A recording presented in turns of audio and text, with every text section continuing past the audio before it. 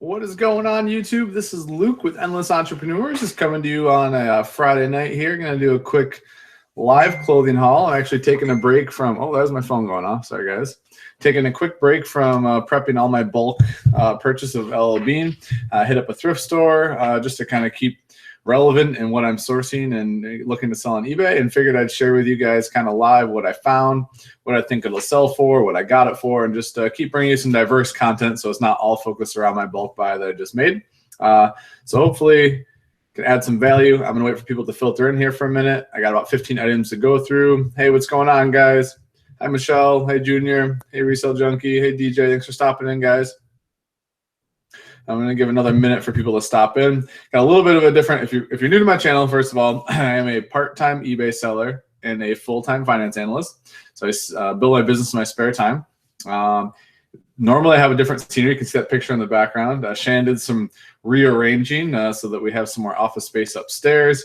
And so just kind of adjusting right now. I took over the garage, so it was only fair that she got to readjust a little bit. So sorry if the lighting's a little different and if the scenario, the background's a little different. All right, looks like we got 26 watching. Hey, what's going on, Debbie? Hey, Fabian. Hey, Abraham. Hi, Jessica. Hey, Heather. All right, I'll answer how the bulk order is going at the end. We'll definitely do some Q&A and just kind of hang out and see what everyone's up to. But first, I wanted to jump in and give you guys a clothing haul, because I haven't done one in a little bit, and I am still thrifting, and I am still stockpiling inventory from Goodwill. So I just want to show you what I found. I'm just going to go item by item in no particular order. It's about 15 of them. So this is a brand called Bonobos, I believe is how you pronounce it. It's a newer brand I've learned recently. It's like a purple check. It's a Oxford collar. You got the button down there. Picked up for $4. Usually get 25 to 30-ish for these right now. The couple that I have sold in this brand, so not a bad find there.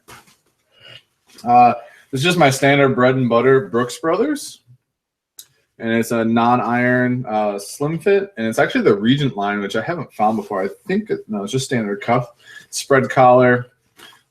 This size 1634. I usually get about 20 bucks for these. I'm in this one for $4. But definitely a bread and butter type item. We also have, let's see. So this is Igara, which is it's a men's warehouse brand, I believe. Casey the Rockstar Flipper is pretty high on this brand. And there's a little fish type logo, I guess that's what it is. I'm not sure. It's a double XL slim fit, which is definitely a good selling point. It's like a gray and blue check plaid. Usually get like mid-20s for these. I'm in this for $4. I'm just gonna jump over to the chat real quick, make sure everything's all right here. All right, it's looking good. I'm gonna keep rolling through here, guys. This is, I'm just pulling them out of the bag, so that's why I'm a little not as organized as normal. So this is a Ralph Lauren 3XL tall, classic fit. Definitely a bread and butter type item, but finding the big and tall stuff is always much more appealing to me for Ralph Lauren, especially. Usually we'll get like mid-20s for these versus my standard, like, normal size, classic fit type stuff. I would normally get like, I don't know, usually around like 19, 20 bucks for those. I'll get probably 25 for these. Here is this is kind of my niche. I love selling these American Eagle. You can see the pearl snaps on them. It's the vintage fit. It's like the only American Eagle thing I ever pick up, but I love selling these ones. So I'm just gonna tilt that a little bit. These, I actually just sold one this morning for $24.99. I normally sell them for the same as like my Ralph Lauren and Brooks Brothers, but in it for $4. All these shirts I'm in for $4. You can't really lose. Here's another one. I actually found two, same size, I believe, vintage fit. One's red plaid, one's blue. So good finds there. I always grab those. This was a more interesting tie. I love picking up the college themed ties. I actually sold in Alabama, Crimson Tide. It was like a Ralph Marlin one, I believe. Sold that for $22 not too long ago. This one's a Penn State one, and if it's RM Sport, it's by.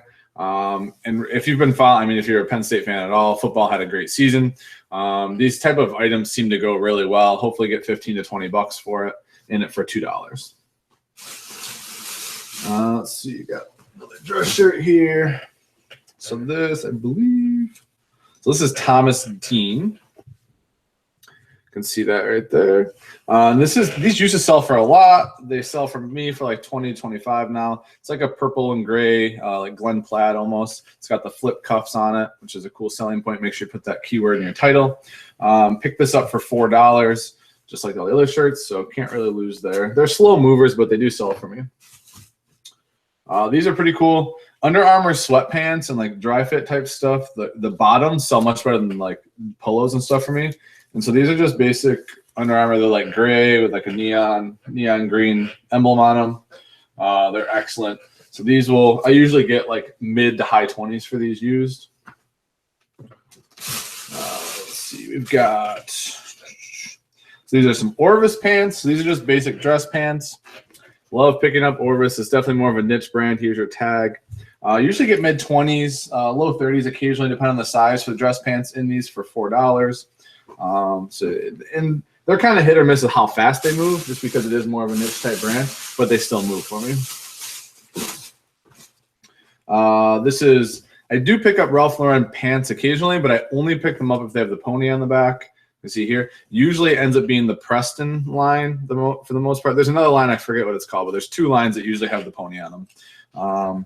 But yeah, this basic brown stuff. I usually get like, I don't know, 20 to anywhere between 20 and 30, actually, depending on the size. Usually it ends up around $25-ish in those for $4. Again, here is another pair. These are Preston as well. Here's your tag. These are navy blue. It's got the red pony. If you can see it, sorry, that lighting's kind of off. But in it for $4. We'll sell it for, like I said, mid-20s. What else we got here? We got some jeans. So ever since me and Shannon did that research video on women's jeans and pants, I have been finding Joe's jeans everywhere, which I don't know if you guys can see that. Makes me wonder how many times I've passed these up. Here's the little logo on the back. Oh, this lighting is terrible. Sorry, guys. But not really sure what I'll get for these. Each line seems to sell differently, anywhere from like 25 up to 50, depending on what the line is. They do have some wear on the cuffs, as you'll see. So probably they'll price them a little lower, but needless to say, good pickup at $5. Should definitely make at least 5 or 6 times my money. And these are Joe's jeans again, and I think these are men's. I'm not positive. I'll have to do some research. I'm not sure if the pockets are wide enough. But in either case, here's your tag again. And the line is Skinny Visionaire. So I don't know. Maybe someone in the chat would know. If you do, let me know. I think that they're men's, though. Either way, in those for $5 as well. Let me check chat, actually. I'm just curious about that because I'm really bad sometimes in differentiating between men's and women's. All right. And let's see. Here's the last thing I got for you guys. And these are Polo Ralph Lauren jeans, which I pick up every time I find these in jeans. And I usually get like 25 to 30, sometimes 35 for these. Depends on the line, how big they are, things like that. But in those for $5, you can't really lose. That's all the items I have for you guys tonight as far as the haul goes. I'm going to jump over to the chat here now. We can have some conversation, answer some questions. Someone did ask what pants I ended up getting for the wedding. They're referring to we were up in New York, upstate, visiting for a wedding of one of our really good friends. And of course, ironically, after buying 3,000 pair of pants that were sitting in my garage, I forgot to bring the right color dress pants with me. So I had to go to Kohl's and pay full price. Well, I say full price. It was like $25 for some beige Izod slim fit something or other dress pants. I'll use them for work, so it's not like a complete loss, but it still was like, you got to be kidding me. Like, I got 3,000 pair of pants in my garage, and I'm out here buying retail, so it was pretty funny. Drummer just said he's got a bolo for us. Mizzen Main shirts. I have never heard of those, but I'm gonna have to look them up. I'll definitely check those out later. Let's see what else we got going on here.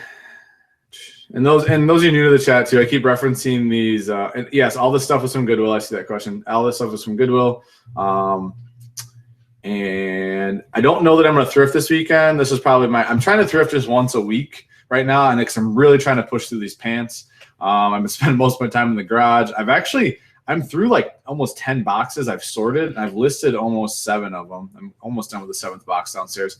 My hope is that by the end of this weekend, I have about 600 pair listed, which sounds insane. I'm at like 150 right now, but I'm starting to get really efficient with the process and pushing through them. So my goal is to have 600 total of the order done by this weekend. And then by the end of this next week, hopefully I have about 1,500 up. So yeah, I'm pretty excited. And yeah, actually, Shannon's right. We are going to thrifting tomorrow. We are going to IKEA. We're picking up a new desk for Shannon, and we are going to hit the Goodwill that's right next to IKEA. So we will be up. We will be thrifting tomorrow. Those Joe's jeans, Michelle's asked what size they were. They were size 31. But yeah, so those of you who are new to the chat, I bought 3,000 pair of new without tags LL Bean pants. It's a mixed lot of women's and men's dress pants and jeans. So it's in my garage. There's 4 pallets. Now it's actually down to like 2.5 pallets. And I'm just powering through, sorting and listing. It's been crazy and fun. And I've sold 6 pairs so far. I've listed, I think I've listed like 150 or close to 200. I have to look at my notebook. But it's been starting to pick up. I'm hoping by the end of this weekend, like I said, to have like 600, and then hopefully just will start snowballing for the rest of this month. So pretty cool. I am going to list probably 25 items that are non-LL Bean pants this weekend, just to kind of, I don't know, just to stick with what's going on and be relevant in that kind of game. So yeah, that's kind of what's on tap for me. Stacy, thank you. She said that I'm very motivating, so I appreciate that. I'm glad that it motivates you to list. You know, it's one of those things where I hope that anything I share helps someone else. I hope that the mistakes that I make help people and they can avoid making the ones I've already made. And then I just get to learn from all of you guys, which is I think that's the funnest part about YouTube for me, is that I've learned so much through the process of sharing my journey with you guys, and especially through this LL Bean thing. I've had so many good suggestions. It's been fantastic. Drummer just asked how the defect rate has been for the LL Bean pants. That's a really good question. I've been keeping track really closely. I haven't looked at it, like it's in a notebook, but it seems to be, I think I'm right around the 10 to 15% mark, Drummer, through the boxes I've been through, which is, I mean, if I keep it under 20%, I feel like it was a really good buy, just for what I'm learning about, bulk purchasing in general. So hopefully that makes sense. I have wine here tonight, Friday night. Got to enjoy a little bit of wine. Let's see what else we got here. So I'm going to shift it, get a little more comfortable. Hopefully that light isn't glaring for everyone. All right, let's see what else we got here, guys. I got about 15 more minutes. I'm letting my legs rest. I've been standing on the concrete in the garage, just trying to power through, and my legs and my calves and my feet are just killing me right now. I'm used to like standing photos and sitting down doing measurements and kind of go back and forth, and the setup I have in the garage is all standing, so I'm just like, oh my gosh, like my legs aren't used to this. So this is a nice break coming live and chatting with you guys.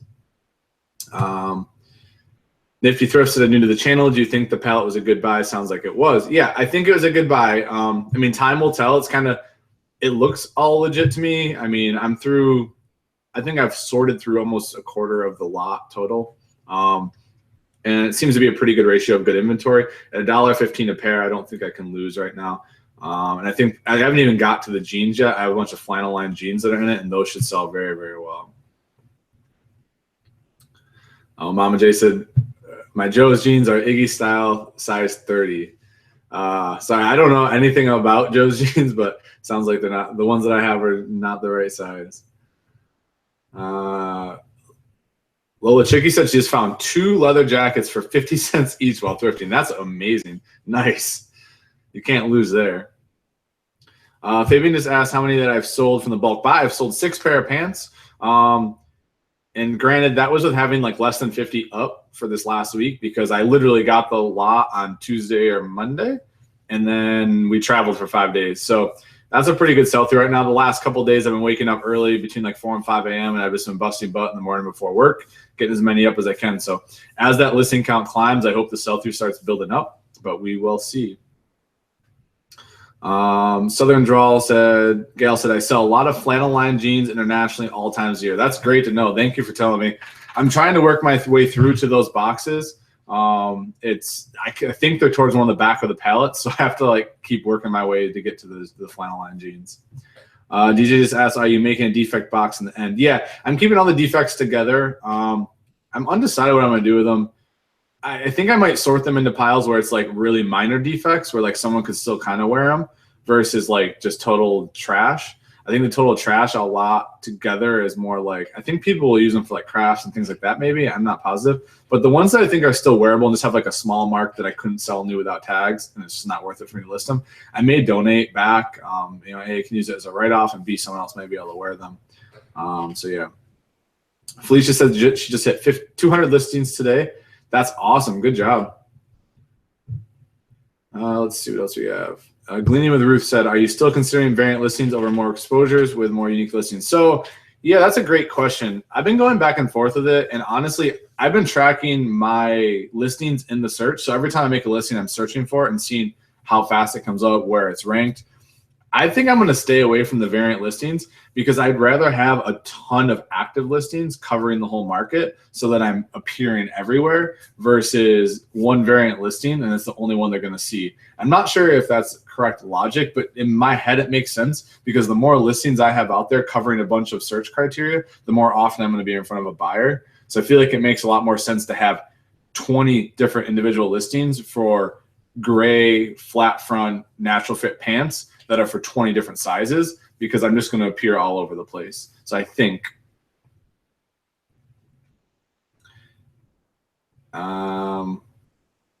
Eagle Eyes, I don't know if that's a troll question or not.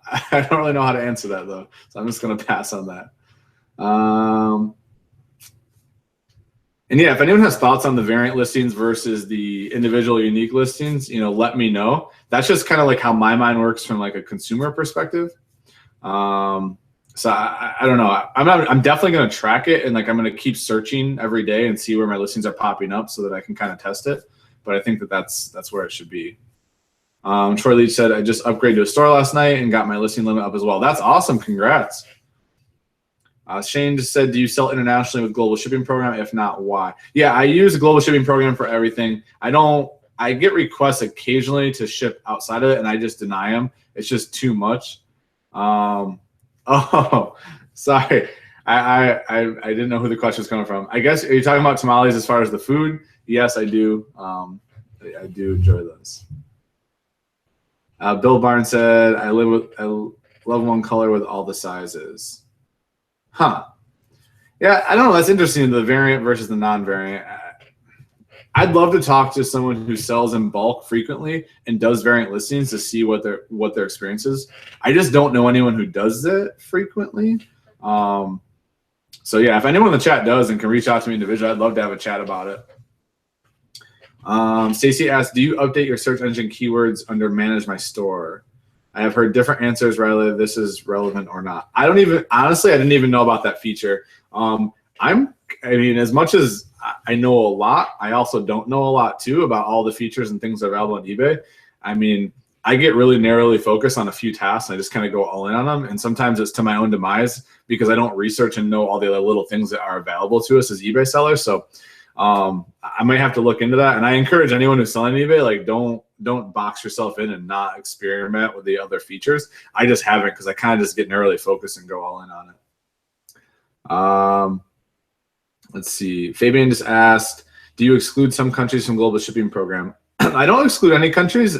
Any that are allowed in the global shipping program, I will operate with because you're basically covered under that. Thank you, Finders Keeper. I appreciate that, Tiffany. Thank you very much. Chris McNally said, I think I'd find that annoying as a buyer if each listing was for a different size. Yeah, that's a good perspective too, Chris. I mean, the way I look at it is I don't know. I feel like if you were searching for LL Bean pants, you'd look for your size probably. So I think it would filter out the clutter, so to speak. But I could be wrong. I'm not sure. I sound very non-committal on this. I'm sorry. Normally, I'm very definitive in my answers, but I just don't know because I'm experimenting right now.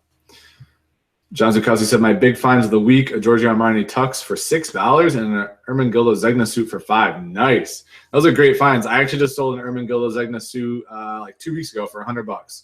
So that's a great find. But yeah, Chris, I appreciate that input on how you would view it because I think that's the feedback I'm looking for right now. Just figuring out what people want to see, don't want to see, et cetera, et cetera. So then Gail said, I'm leaving money on the table by not shipping internationally myself. You've rarely had a problem. That's great. I'm not sure if I agree or disagree because I just haven't had enough people ask. Like it's probably maybe a half a dozen total requests in me selling over the course of 2 years to sell outside of the global shipping program. So I don't think I've personally left money on the table, but they're probably, depending on what items you sell, there's probably a potential to leave a lot on the table. It's also like my time too. I mean, I don't know all the different customs forms and stuff. I don't know. Maybe it's streamlined now. Again, I haven't done enough research to know kind of the process and how you can make it work for yourself. I got about 8 more minutes, guys. I'm going to cut this at a half hour. So if anyone's got any other questions, let me know.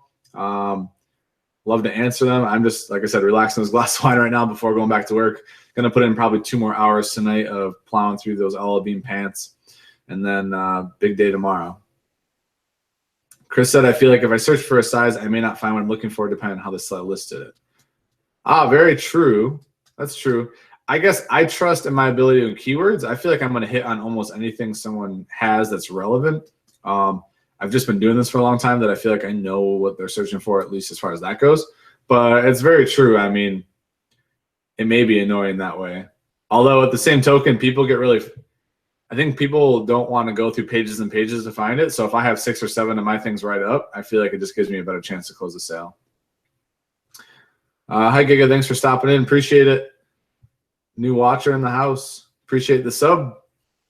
How's everyone, just a kind of question for you, how's everyone's May sales doing? Mine have been super up and down. Like I started the month really strong when I was traveling. I had tons of sales, and then I got home, and like since I've been home and I've been listening a ton, it's like just dropped off. Like, I mean, barely $100 a day since I've been back. It's been pretty sad. It hasn't bothered me too much just because I know I'm listening so much right now that it's going to catch up, but it's like, man, like with April was so bad, I thought that May would just keep picking up, but so Quack said, do global shipping program. It will increase sales. America. I do global shipping. I always do global shipping. I don't ship outside of the global shipping program that eBay offers. New Frontier Business said same here for him. Stacy, I'm glad that they're doing better than April, but yeah, not great. So your sales are down too, huh? Yeah, I don't know. It's a weird time of year. I sell clothing. I know other people sell other stuff. I'm kind of just keeping I'm staying focused on like Q3, Q4 right now. Like all the work we put in now this front half of the year is going to more than make up the back half. You just got to kind of stay focused on that, and keeps you rolling, keeps you motivated. There's a question here. Sorry, I missed it. R. Warren said, when you bought the bulk from the buyer that sold the inventory, did he reach out to you? How did you find it? So I was referred to this through actually 10K on the Bay. So Chris, if you haven't followed his channel, definitely go sub to him. He's got great content. He was going to buy this, and then logistically it didn't work because it was on the East Coast shipping to West Coast. It was just going to be too expensive to ship. I'm on the East Coast, so I ended up pulling the trigger on it. As far as how we found it, I'm not really sharing that. And the reason is I don't mind sharing all of my Goodwill stuff, like where I source from, all that. I'll share that, no problem. But this is a very like niche networking type thing where I want to grow the relationship and I don't want to compete with other people for the inventory. Like I don't want this to be my last bulk buy, and selfishly I can't share that. So I hope you guys understand that. I'll share the journey of what I'm doing with it, and honestly, I would recommend looking at local groups, local Facebook groups, things like that. That's the best way to find people who are buying in bulk and reselling in bulk, I think, and the best way to do that. So hope you guys understand. Let's see. Experiencing slow sales right now. And I think it's just the time of year. Like if you talk to any resellers who've been doing it for a long time, I mean, this from basically like end of March, so like pretty much early April through June is pretty brutal. I think even the summer in general is pretty brutal. So I don't know, I guess just buckle up and just keep listing and stocking up. New Frontier Business said eBay is actually a great source to find bulk buys. Yeah, I don't have any experience. I didn't actually buy this one from eBay. It was just literally was referred to me, so I didn't have to do much work for it. But yeah, I'm starting to experiment and kind of figure out how to get some other sources, because I definitely want to start doing one bulk buy a month. That's going to be a goal of mine. It might not be 3,000 pieces. It might be like 1,000 or 1,500. But I'm going to try to do one solid bulk buy a month and keep sourcing from Goodwills and kind of hoping that triage will stockpile me as we get into Q3 and Q4. R1 said the other eBay seller that sold you his inventory. So I'm assuming the person who sold it to me sells on eBay because they packaged it with eBay tape. My guess is they buy it in really big bulk, probably tractor trailer loads. And this happened to be a piece of inventory they don't like to move. And so they just got rid of it and unloaded it in bulk. That's what I'm guessing happened. I don't know for sure. I haven't actually asked them. But that would be my guess. John Zukowski said 10K pieces. Yeah, I only can buy up to what my garage can hold. And right now, as far as pants go, 3,000 is the capacity. I mean, I have probably like a 6 foot by 4 foot space I'm working in right now. I mean, it's pretty narrow. Once I get this second pallet completely broken down, I'll have a lot more room. I'm going to set up a separate folding table and then hopefully get someone in here to help me process the back half of the order. Drummer said, I want to get in the bulk buy. Yeah, I mean, I think if the one thing that I'll say about the bulk buy, and I'm noticing already, like you have to have a really clear focus and passion for it, because the one thing that's unique about sourcing individual items from Goodwill is A, you get the thrill of the hunt, which keeps you excited. B, you're never really listing the same exact thing all the time. So it's always new and it's a little different and a little entertaining. There's different nuances you're kind of always learning. Versus when I'm buying in bulk now, it's like I'm doing the same 5 photos. I'm doing the same items with different color variants or different size. I'm sorting and breaking down and like it's just a different feeling. Like it's not, I don't know, there's something exciting about the thrifting and turning, like getting it from the store, repurposing it, making a profit. Super exciting. When it just gets delivered to your doorstep and you spend hours and hours doing the same task, breaking it down, like it's just different. It's a different toll on your body so far. And I mean, that's just my short experience now. I still like it because I guess I just get so focused on the long term that it's worth it for me. But I would say it's probably not for everyone. But yeah, I think everyone should try it. I think definitely everyone should try it. New Frontier Business said, I recommend anyone getting into bulk has employees on hand. I learned that lesson right away. Yeah, and honestly, I mean, I wasn't looking to buy in bulk. Like this found me. I wasn't ready yet. I didn't have the infrastructure I wanted in place. I was hoping to have worked in an employee or two in prepping locally sourced like Goodwill inventory ahead of time and then taking my first stab. But this was one of those things where you just have a hunch, you just take a shot at it and hope it works out. So I'm just kind of scrambling and figuring out as I go. But I definitely recommend, I mean, long term, I don't want to be the one breaking down and processing and sorting and doing all this forever if I'm going to keep bulk buying. Hopefully I have people who come help me on the weekends. I mean, because I'm working full time and doing it. So it's like I have to be careful because I only have so much time and not everyone is hireable from 4 a.m. to 7 a.m. when I'm doing most of my work. So that's where it's interesting. Equalized Nation said buy drugs in bulk. Just kidding. Yeah, I don't think I'm going to jump into that business. Utah Gmail said, how much did you pay for the shipping? So how I did this, and honestly, I think I recommend this for everyone. It's just an easier negotiation with the seller. Is I asked for a shipping quote before I even talked about price. Really, he got me a shipping quote, and then I tacked that in the price, and then negotiated on a per piece basis. So basically, like the shipping was going to be like I think $500 or $600. I threw it into the total price, and then we negotiated base per pair. So like we got down to $1.15 per pair, all in, shipped to my doorstep. Drummer said, do you find the processing time consuming? It's a lot more efficient than single SKU stuff. Like right now in the mornings, like in like a 2-hour span, I'm getting up like 50, 55 pair of pants. And that's with breaking down the box, sorting it, like doing one box at a time. Tonight, I broke down 4 boxes all together and sorted them into bigger piles, and I've been listing even faster. So like on the weekends, instead of doing 1 box at a time, I'm going to try to do like 3 or 4 boxes of like items, sort them into bigger lots, bigger quantities, and do it because it's definitely more efficient. But from like a morale standpoint, it's better like and during the weeks for me to wake up in the morning and just do 1 box because I feel really accomplished getting a box done and out the door. And I think that's more just like a mental motivation capacity for me, if that makes sense. Chris said, was it a lot more to ship to a residential address? I don't really know, Chris. I didn't ask, like, I didn't give him a commercial, like ask for a commercial versus a residential rate. I just asked the shipping rate first so that I could just then negotiate down to a per pair basis. Because at the end of the day, guys, when you're trying to figure out your margin, you just want to know what your all-in cost is per pair. Because once you know your all-in cost per pair, you know if it's worth it or not. So regardless of what he's going to quote me for the shipping, I don't ever want to be in a position where he can leverage profit out of the shipping, which sounds awful because you want a good relationship with the person where that doesn't happen. But when you don't know them, it's just if you can get to an all-in negotiation price, no matter what, everyone's on the same page. The buyer's on the same page, the seller's on the same page. Like, you're going to be good there. So hopefully that makes sense. New Frontier said, yeah, the one-man show mentality will pull you away from properly scaling your business model. Yeah, I totally agree. And I'm just not ready to make that leap outside. Like, I enjoy my job still a bit. And while I can still grow and do this and work, I mean, it's working for me. So, like, yeah, I'm not sure New Frontier either when I'll get to the point where I want to make that leap, but I just don't have the capital yet either to be comfortable doing that. And I have 5% better in the computer, guys. So just so you know, I'm going to wrap up here in like a minute. I'll try to answer these last couple questions. Sorry. I just realized I didn't have the charger plugged in. Thanks, Drummer. Jordan said, I'm just starting. Did you set a money goal when you first started, or did you wing it for a bit? What I did is I set a goal to not touch any of the money I make in the business and to only invest it back into the business. So I didn't set I set a productivity goal. So I wanted to source X items and list X items in a week. I wanted to reinvest 100% of the money back to the business because I felt like I could snowball that way. Hope that makes sense.